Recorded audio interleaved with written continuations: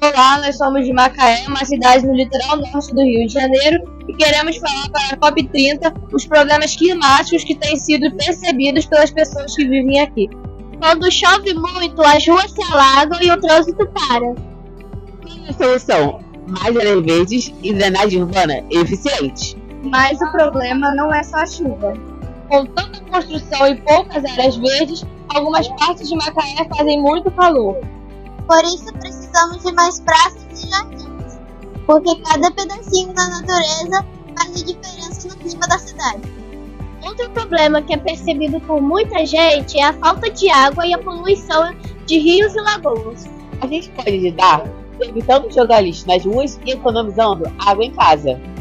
Esses são alguns dos desafios que Macaé enfrenta com o clima, mas são oportunidades para a gente agir e mudar.